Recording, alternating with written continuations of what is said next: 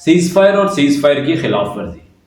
अस्सलाम वालेकुम दोस्तों, आज अमेरिका के जो सदर हैं डोनाल्ड ट्रंप साहब, उन्होंने जो सालसी की पेशकश की उसके बाद पाकिस्तान और इंडिया को राब्ते में लिया और फिर उनकी तरफ से यह ऐलान किया गया कि सीज फायर करा दिया गया है और अब जंग बंदी मुकम्मल तौर पर हो चुकी। जबकि इंडिया ने यह क्लेम किया है कि पाकिस्तान ने वायलेट किए हैं रूल्स, ठीक है, दोबारा से जंग शुरू करी है। तो यार आप कितना झूठ बोलोगे? पाकिस्तान को पागल लगा हुआ है कि जंग बंदी के बाद दोबारा जंग करेगा। ये काम भी इंडिया की तरफ से किया गया है। इंडिया ने दोबारा से खिलाफ वर्जी की है मुआहदे की।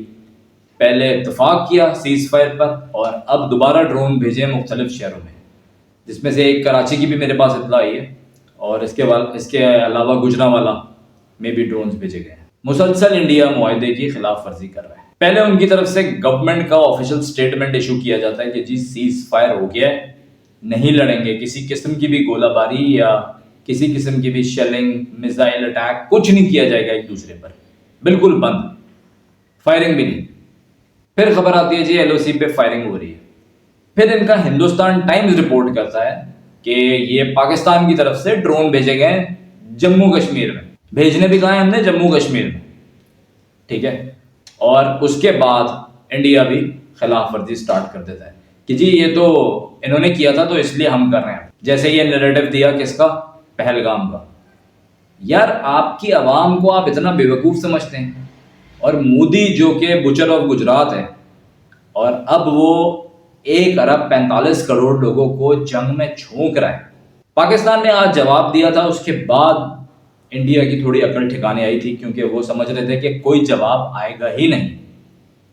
लेकिन मेरे ख्याल में उनको अभी मजीद डोज की जरूरत है और मैं ये समझता हूं कि ये वॉर एस्केलेट होगी क्योंकि ये खामोश नहीं बैठेंगे। वक्फे वक्फे से ये अपनी हरकतों से बाज नहीं आ रहे, ये अपने वक्फे से ये अपनी हरकतें दिखाए जा रहे हैं, ये बाज नहीं आ रहे और दुनिया भी सही तरीके से बीच में सालसी का किरदार अदा नहीं कर रही है। वक्फे से ही अपनी हरकतें कर रहे हैं, बाज नहीं आ रहे।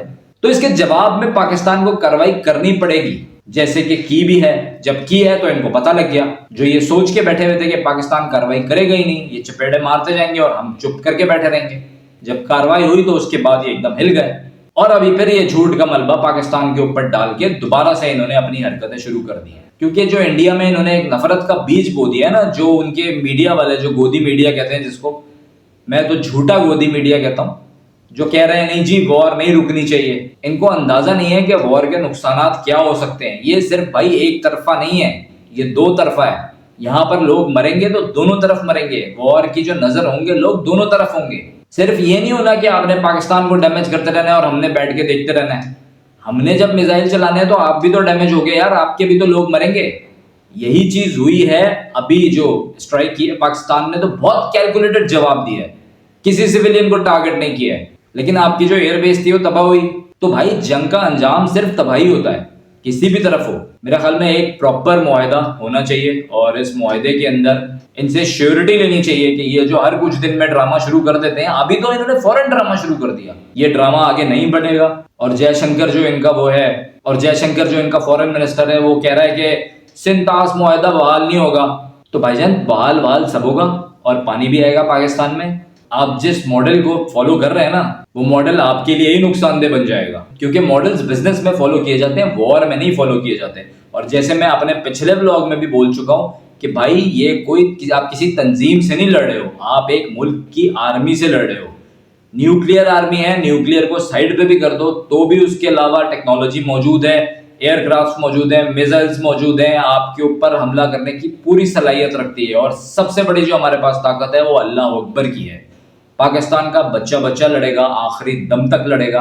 और अगर ये जंग जो आप मुसल्लत कर रहे हैं हम पर, ये जंग अगर मुसल्लत की गई, जो कि अब ये पाकिस्तान इंडिया नहीं, आप हिंदुत्वा के नाम पे मुसल्लत कर रहे हैं, तो कहीं ऐसा ना हो कि ये हिंदू मुसलमान दुश्मनी इतनी बढ़ जाए कि ये सदियों तक खत्म ना हो और दुनिया में जहां जहां भी आमने सामने आए वहां टकराना शुरू हो जाए। तो इस चीज को खत्म कीजिए, थोड़ा अपनी अकल का इस्तेमाल कीजिए। अपनी अना में, या वो जो मोदी है आपका, वो अपनी अना में इतना आगे ना जाए कि आप अपने तमाम लोगों को बलि चढ़ा दें। तो ये आपकी भाषा में, आपकी जबान में आपको समझाया है बलि चढ़ाने का। वैसे हम लोगों के पास तो कुर्बान करना कहा जाता है। तो आप तुले में हैं कुर्बान करने पे और आपको समझ नहीं आ रही है, क्योंकि जो मोदी के अहदाफ थे वो मोदी अचीव नहीं कर पाया अभी तक। मोदी को जीतने इलेक्शन, जिस चीज से मोदी को सरोकार है, सिर्फ इसी चीज से मतलब है मोदी को। मोदी चाहता है जो कुछ ये बताए इंडिया में वही चीज सुनी जाए। मोदी ने पाकिस्तान के तमाम चैनल्स वहां बंद कर दिए, मोदी ने सारा यूट्यूब वगैरह बंद करवा दिया। इतनी सी तनकीद इस सबसे बड़ी जमहूरियत से बर्दाश्त नहीं होती। इन बातों का जवाब जयशंकर नहीं देता। जयशंकर को बोलो भाई सबूत पेश कर पाकिस्तान के। अगर पाकिस्तान की इन्वॉल्वमेंट थी पहलगाम में, यहां भी जयशंकर बकरी बन जाता है। फिर उसके बाद अगर इनसे बोलो कि भाई किसी थर्ड पार्टी को बुला लो जो इन्वेस्टिगेशन कर ले, वहां भी जयशंकर तुम बकरी बन जाते हो। तो तुम कहां कहां बकरी बन रहे हो? जो टेबल टॉक की बात है, तुम अगर फॉरेन मिनिस्टर हो तो उसको तरीके से लेके चलो, टेबल टॉक करो। जो तुम्हारे एतराजात हैं उनको रखो सामने। तुम अपने मीडिया के सवालात नहीं लेते। तो इस वक्त ये जो हिंदुत्व का प्रचार करना चाह रहे हैं बगैर किसी वजह के, ये पूरी कौम को जंग में धकेल देंगे। और ये मोदी और जयशंकर जैसे लोग जो हैं ये सालों साल एज अ विलन के तौर पे याद रखे जाते हैं। आखिर में मैं बहुत शुक्रगुजार हूं पाक फौज का। पाक फौज ने जिस तरीके से अपनी ड्यूटीज निभाई हैं और हमारे वो पायलट जो सरहद पार गए हैं और जिन्होंने बेहतरीन जवाब दिया है, उन तमाम लोगों के भी हम बहुत शुक्रगुजार हैं।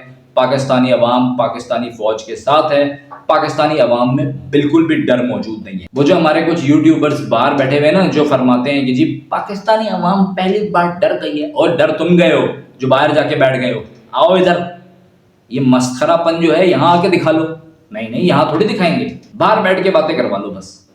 तो मेरा आप लोगों से भी ये कहना है कि भाई जो हमारे इदारे हैं वो हमारे लिए सबसे अहम है। हमारे इदारे ही आगे है, उन्होंने ही अपनी रिस्पॉन्सिबिलिटी निभाई, उन्होंने ही अपनी जॉब, उन्होंने ही ये करके दिखाया। जैसा कि हमारे DGIS PR साहब ने कहा था कि जब पाकिस्तान जवाब देगा तो सबको सुनाई देगा, और ऐसा ही हुआ। तो ये फैसला अब अवाम को भी करना है कि अपने इदारों के साथ खड़े होना है, अपनी फौज के साथ खड़े होना है, या फिर उन मस्खरों की बातों पर यकीन करना है जिनको उनके घर में कोई सीरियस नहीं। क्योंकि जैसे कहा जाता है ना, once a cop is always a cop, once a मस्खरा इज ऑलवेज अ मस्खरा। तो मस्खरे को मस्खरे की हद तक ही रखें, उसको अरस्तू ना बनाएं। और इसके अलावा कोई बंदा भी पैनिक ना हो। अगर आपको आवाज आती है किसी धमाके की भी या किसी भी चीज की, तो बिल्कुल पैनिक होने की जरूरत नहीं है। हमारी फौज हमारी हिफाजत के लिए है और पूरे तरीके से एक्टिव है। उनकी भी हर पूरी सिचुएशन पे नजर है। अगर ये सीज फायर की खिलाफ वर्जी हुई है और कुछ भी इस तरीके की चीजें होंगी और कोई भी भारत शरारत करेगा तो उसको भरपूर तरीके से जवाब दिया जाएगा, जैसे पहले दिया गया था।